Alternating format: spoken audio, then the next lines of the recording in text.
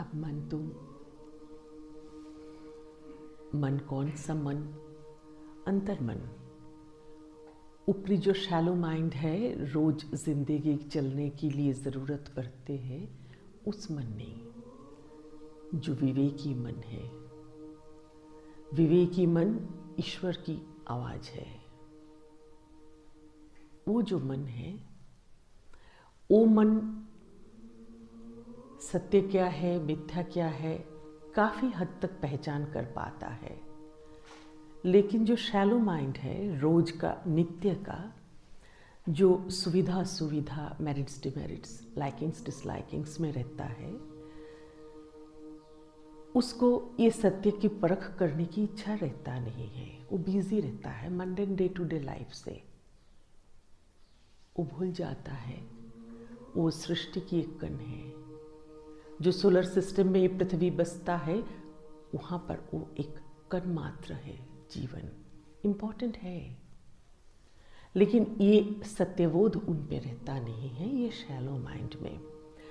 तो जो अंतर्मन है, जो विवेकी मन है, जो सुंदर मन है, जो ईश्वरीय मन है, जिसको खबर है सत्य क्या है, असत्य क्या है, ओ मन, तुम ब्रह्ममुखी रहो।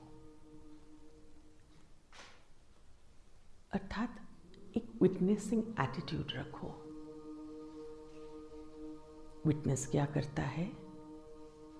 कोर्ट में काठ गोरे में खड़े होके बताता है इसको देखा या नहीं देखा। वो कल्प्रिट भी नहीं होता, वो विक्टिम भी नहीं है। वो विटनेस किया है, इसकी खबर देता है। लेकिन बहुत महत्वपूर्ण है, उसकी विटनेस से किसको साजा सुनाया जाएगा और किसको नहीं, वो डिपेंड करता है। तो विटनेस करने की भाव इतनी महत्वपूर्ण है। विटनेस करना, ऑब्जर्व करना शैलो माइंड से नहीं, अंतर्मन से है। शैलो माइंड क्या करेगा?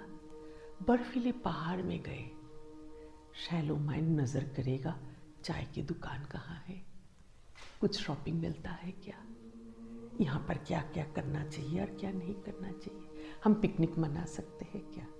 साधारण सामाजिक अति सामान्य मन। उसी मन के अंदर एक अंतर्दृष्टि वाला मन है तुम्हारी, जो बर्फ को देखे और देखते ही जाए, और बर्फ की ठंडपन अंदर समाने लगता है। इतना सुंदर, इतनी सत्य, लेकिन ज्यादा देर रह नहीं पाते शरीर वहां पर। ठीक ऐसे ही मन भी इतनी शुभ्र, इतनी शांत, इतनी शीतल, इतना में मन रह नहीं पाता है। उसको नीचे उतरना रहता है। नीचे उतरने में एक है वार्मथ, जो लव से मिलता है, जो कंपैशन से मिलता है। वार्मथ ब्यूटीफुल है, वार्मथ तुम्हारी लाइफ है।